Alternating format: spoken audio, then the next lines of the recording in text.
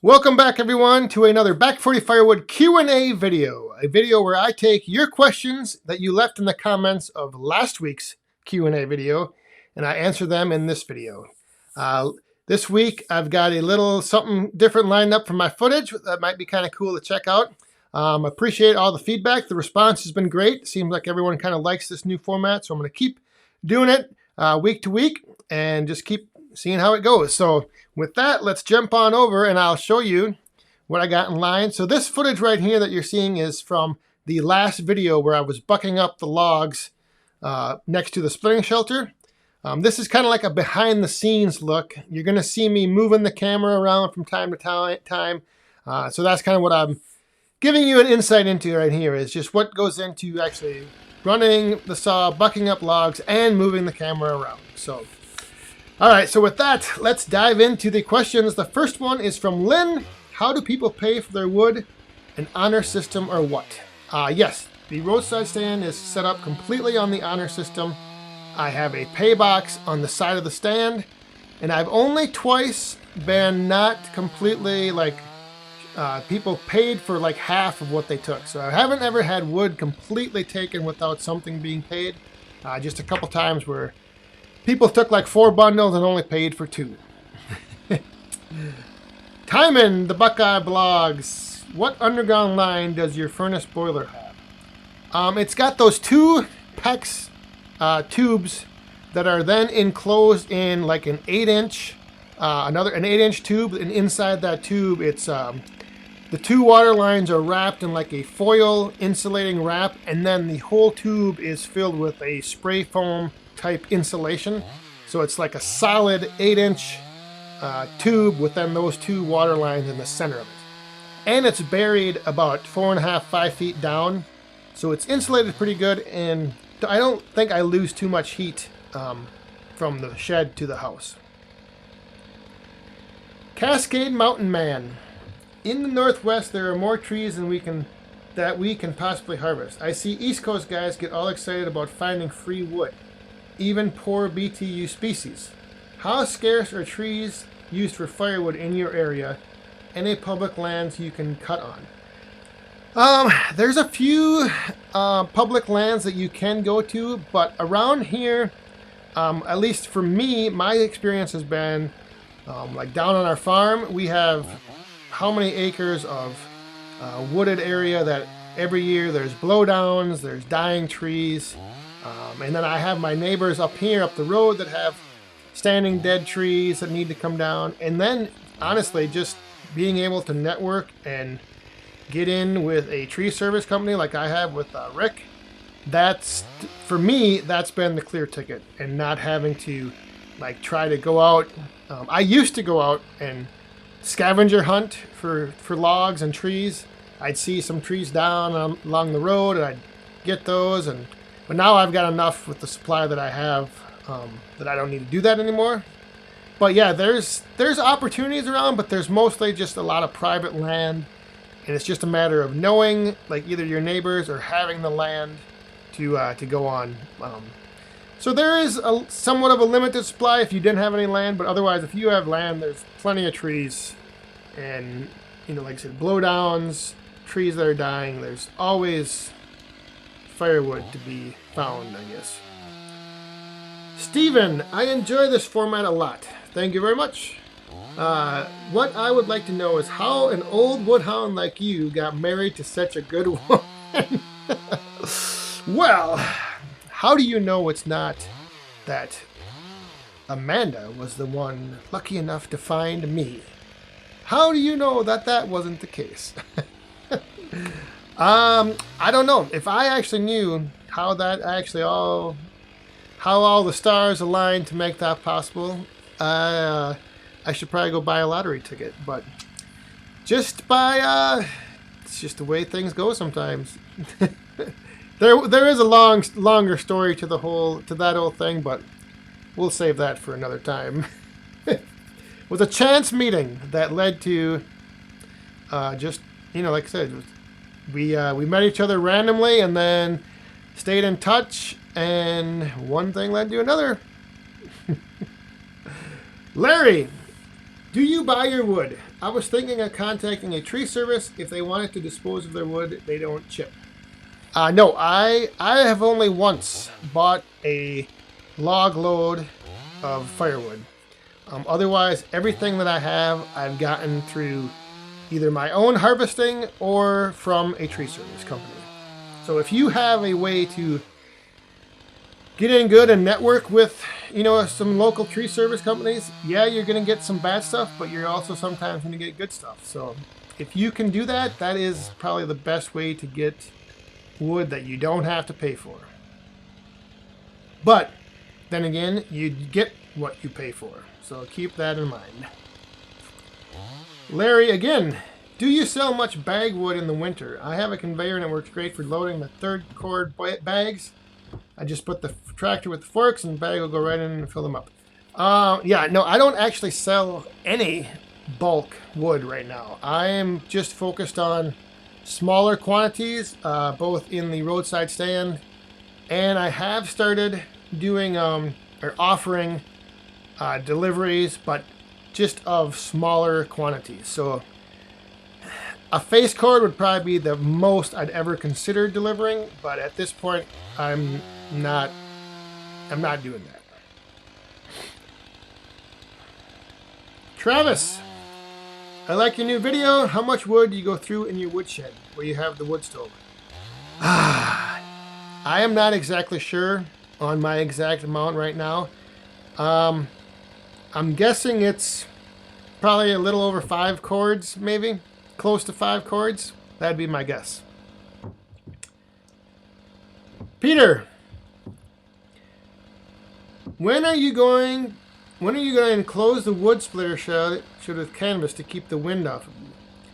I thought about this, but I don't want to enclose it too much just because then running the splitter with the exhaust inside there might get a little tricky. The other thing is, if the wind is blowing that hard and it's that cold out, I just won't go back there and split. Like, I can find other stuff to do, and I'm not on a quota where I have to get so much wood split each day, and that's one of the nice things I kind of like about my situation. But yeah, if the wind's blowing and it's cold, I just won't be back there splitting. Tim Thompson, our good friend Tim Thompson. Looks like the roadside stand needed a little attention. Yeah, that was the last video. How has your sales been this fall and winter up to date? Will you ever consider to put a face cord bin out by the stand or sell bulk? Love the new format. Stay safe, my friend. Thanks for that feedback, Tim. I have thought about putting an IBC tote with close to a face cord out there by the roadside stand. I may do it. I still haven't decided, but I have thought about that, and that would probably be the most bulk firewood that I would offer for sale. I'm not going to get into delivering bulk right now. I'd rather stick with the smaller quantities, but I have thought about that face cord, or at least a IBC tote full out by the roadside stand. We'll see. Oh, going the wrong way. All right. Be Hungry One. Just wanted you to know that some of us gals watch your channel too and love it. Oh, well. Thank you very much. I'm glad to hear that. Can you share a ballpark figure of how much income your roadside stand generates? My roadside stand generates the same amount of income that's equal to the amount of wood I have in the woodyard. Not enough. I'll just leave it at that. I don't know. I don't like to always get into numbers, but it generates a good amount for being a side hustle. But some months are pretty slow. Like the winter right now. So far in January, I've only made $100. So not too much. In the summer though, it really picks up. But I'm glad to hear that you ladies out there, you lady woodhounds, are enjoying the channel. My wood dad, have you thought of adding additional cells to the firewood stand? I have thought about it. I thought about expanding it a little bit and making it like a little more accessible, and not having the front side and the back side. I'm considering rebuilding it, and I might be doing that coming up here in the spring. Pyro Man 6000. Let's see. Talking about your cold snap. Let me get to the question. You ever try out the battery operated saws? I tried one out down at Ohio Woodburner's yard when I was down there visiting Joe. And I do think they do have a very useful place if you were, just like limbing up smaller stuff, or even just prepping logs for like a processor, or getting, delimbing some branches. I did like it. I have considered getting one, and you may be seeing it here in the future. David, I see the Star Wars collection behind you and know you're into wrestling. Who is your favorite Star Wars character? Who is your favorite wrestler? Mine are Chewbacca and Dick the Bruiser. Dick the Bruiser. Oh, that goes way back.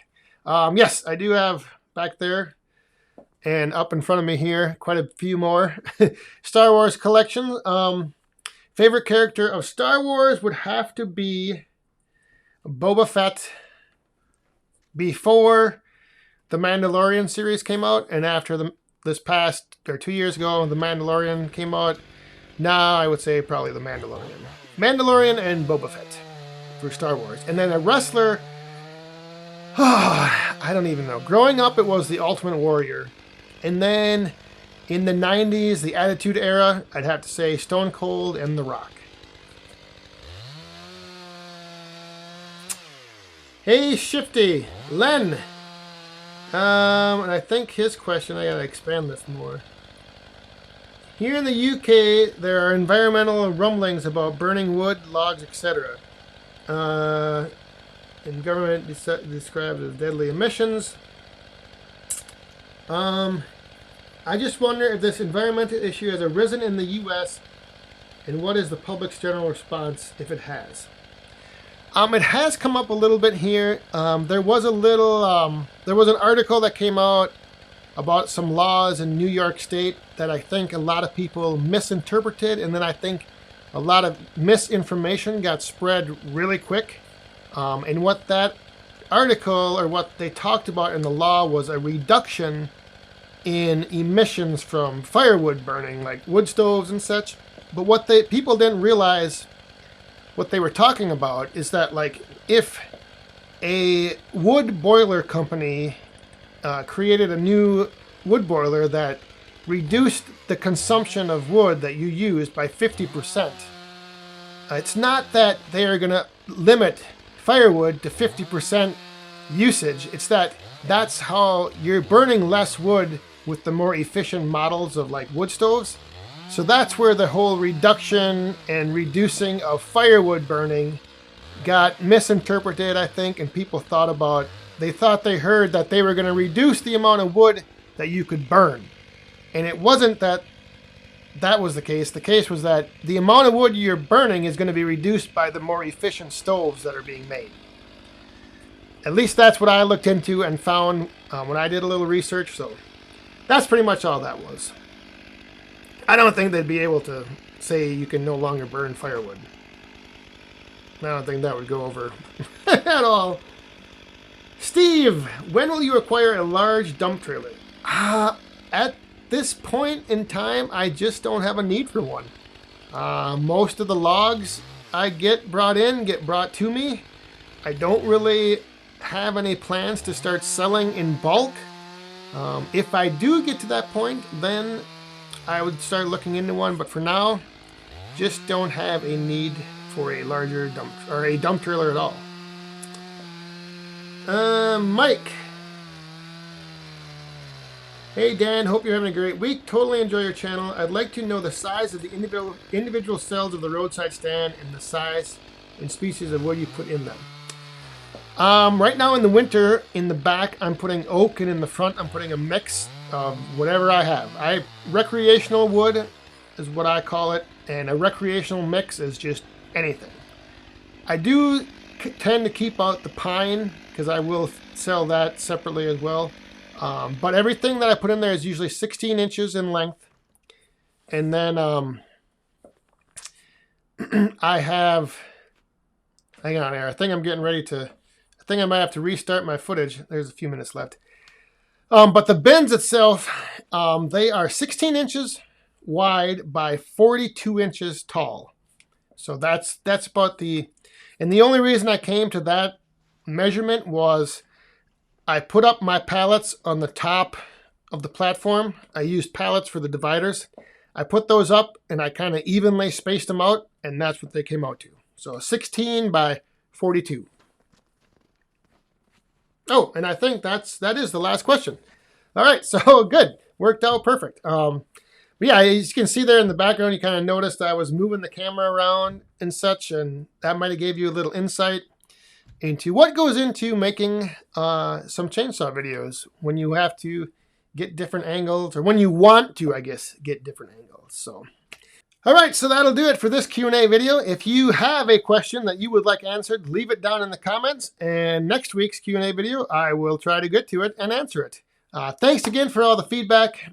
Like I said, I enjoy doing this, and I hope you enjoy it as well. Just another way for me to interact and engage with you, get your comments, get your questions, respond back to them, and hopefully it was some fun seeing that little behind-the-scenes footage of putting together a little chainsaw video, moving the camera around and such. So thanks for watching. We'll see you guys next time. Stay safe, have fun, and be cool.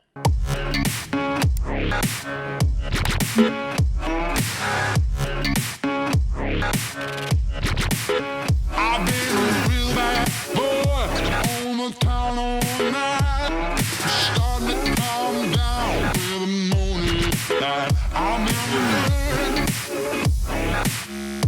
down in the dirt.